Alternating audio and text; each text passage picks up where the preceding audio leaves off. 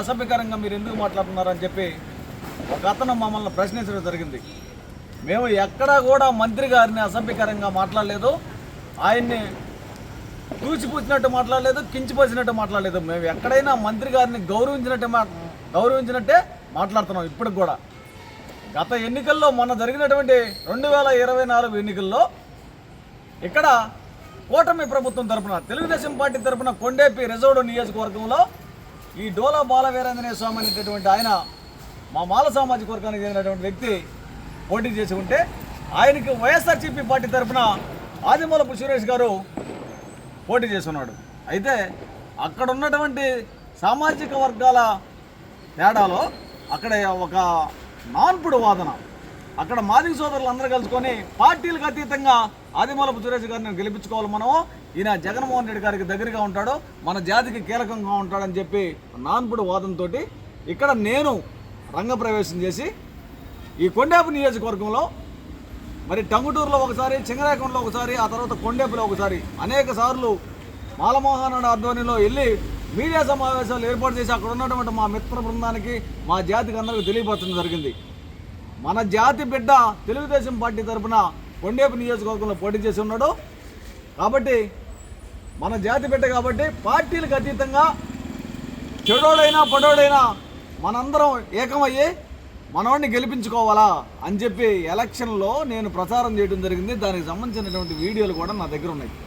అంతేగాని ఎక్కడ కూడా మేము తోలనాళ్ళు ఆయన్ని ఈరోజు కూడా మంత్రి గారు కాబట్టి, మన జాతి బిడ్డ కాబట్టి గౌరవిస్తాం. ఇప్పుడు జరుగుతున్నటువంటి సిచ్యువేషన్ వ్యవహారం ఏంటంటే, ఈ రాష్ట్రంలో కూటమి ప్రభుత్వం మాలల మీద కక్ష కట్టి వీరిని అణగదొక్కాలనే ఉద్దేశంతో, పక్షపాత ధోరణితో, వివక్షతతో, కుట్రతోటి మాలలను అణగదొక్కాలనే ఉద్దేశంతో ఎస్సీ వర్గీకరణకు అనుకూలంగా తీసుకున్నటువంటి నిర్ణయం మీద మేమేమన్నామంటే, ఈ ఎస్సీ వర్గీకరణకు అనుకూలంగా వేసినటువంటి 1 మ్యాన్ కమిషన్ నివేదిక అసెంబ్లీలో ఈ బిల్లును ప్రవేశపెట్టేటప్పుడు ముఖ్యమంత్రి మన సాంఘిక సంక్షేమ శాఖ మంత్రి డోలా బాలవీరాంజనేయ స్వామి గారికి ఇవ్వడం జరిగింది. అయితే ఈయన ముఖ్యమంత్రి నా గాంగ్ ఇచ్చాడు బిల్లు చదవమని అసెంబ్లీలో అని చెప్పి హుటాహుటిని తీసుకొని చదువుతాడు. ఈయన చేయాల్సిన పని ఏంది అంటే, మేము చెప్పంత మాత్రపూలం కాదనుకో, ఈ రాష్ట్రంలో 70 నుంచి 75 లక్షల మంది మాలలు ఉన్నారు. ఈ మాలలో కొంచెం దూకుడుగా ఉంటారో, వీళ్ళకి అన్యాయం జరుగుతుంది, లేకపోతే నష్టం జరుగుతుందని బాధపడతారో, నేను కూడా ఆ జాతికి చెందినటువంటి నాకు ఏదన్నా వీళ్ళ నుంచి ఇబ్బంది అయిద్ది కాబట్టి ఇది ఊరి చేతన చదివించండి అసెంబ్లీలో అని చెప్పి వాస్తవంగా మాట్లాడాలా వద్దా? మీరు చెప్పండి, ఇది మాట్లాడాలా కాదా?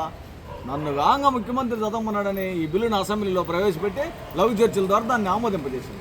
మళ్ళీ ఇప్పుడు ఏమంటాం, ఈ అసెంబ్లీలో తర్వాత శాసనమండలిలో దీనికి ఆర్డినెన్స్ వచ్చిన తర్వాత ఇప్పుడు ఇంప్లిమెంట్ అయిన తర్వాత మాకు ఈ రాష్ట్రంలో అన్యాయం జరుగుతుంది, నష్టం జరుగుతుంది మాకు, కాబట్టి దీని మీద న్యాయ పోరాటం ఒక పక్క ఉద్యమాన్ని ఉధృతం చేస్తూ పోవాలని చెప్పి మేము ఉన్నటువంటి సమయంలో కనీసం నోరు కూడా మెదపనటువంటి స్థితి ఈ యొక్క మంత్రి గారిది. కాబట్టి ఈ రాష్ట్రంలో ఉన్నటువంటి సోదరులు, మాల సోదరులు, నా జాతి సోదరులు అందరూ తెలుసుకోవాలి. ఏమంటే, మేము ఎప్పుడు కూడా ఇన్ని అగౌరవపరచాల, ఎప్పుడైనా గౌరవంగానే మాట్లాడతాం, గౌరవంగానే చూస్తున్నాం.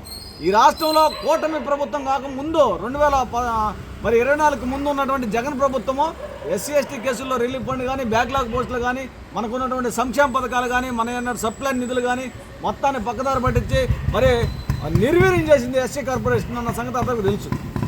దీని మీద 1-4 సార్లు మంత్రి గారి దగ్గరికి వెళ్ళి, ఈ జగన్ ప్రభుత్వంలో ఎస్సీ కార్పొరేషన్ నిర్వీర్యం అయిపోయింది, మా పథకాలను నాశనం చేశాడు, ఆ తర్వాత బ్యాక్లాగ్ పోస్టులు లేవు, ఎస్సీ ఎస్టీ కేసుల్లో రిలీఫ్ ఫండ్ లేదు, ఎంప్లాయ్మెంట్ లేదు, ఇవన్నీ ఆగిపోయినాయి, చాలా తాత్సారం జరిగింది, దీని మీద స్పందించండి అని అడిగితే, నిన్న మేము అడిగిన దాని మీదట ఒక 5 పైసల భాగం రాష్ట్ర వ్యాప్తంగా అన్ని కలెక్టరేట్లకు రిలీఫ్ ఫండ్ను మంజూరు చేయడం జరిగింది. ఖచ్చితంగా రేపు ఎస్సీ ఎస్టీ బ్యాక్లాగ్ పోస్టులను మంజూరు చేయాలని కూడా మరి మంత్రి గారిని కలిసి రిప్రజెంటేషన్ కూడా ఇవ్వడానికి సిద్ధంగా ఉన్నాం. కాబట్టి ఈ ఎస్సీ వర్గీకరణ విషయంలో మా జాతికి జరుగుతున్నటువంటి అన్యాయం మీద, నష్టం మీద మాకు మా జాతి బిడ్డల భవిష్యత్తు అంధకారంలో పోతుంది. కాబట్టి నువ్వు జాతి బిడ్డవు కాబట్టి ఖచ్చితంగా నువ్వు స్పందించాలా. స్పందించకపోతే జాతి బిడ్డలు, జాతి ప్రజలు నీకు తగు విధంగా బుద్ధి చెప్పడానికి సంసిద్ధంగా ఉన్నారు. దీంట్లో ఎలాంటి రాజీ లేదు. ఇక్కడ నువ్వు ఇంటే వినొచ్చు కానీ పార్టీలకు అతీతంగా మాట్లాడుతున్నాం. మేము జాతి కోసం మేము మాట్లాడుతున్నాము, జాతి బిడ్డల కోసం మాట్లాడుతున్నావు. ఇవాళ నీ పార్టీ అధికారంలో ఉండొచ్చు, రేపు ఇంకొక పార్టీ వచ్చింది. ఈ పదవులు, ఈ అధికారము మరి కలకాలం బతికినంత కాలం శాశ్వతం కాదు, మూన్నాళ్ళ ముచ్చట ఇవన్నీ. కాబట్టి దీన్ని దృష్టిలో పెట్టుకొని ఈ ప్రజాప్రతినిధులు అందరూ మెలగాలని మాల జాతిలో ఉన్నటువంటి ప్రజాప్రతినిధులందరికీ ఆంధ్రప్రదేశ్ రాష్ట్ర మాల మహానాడు తరపున తెలియజేస్తున్నాను.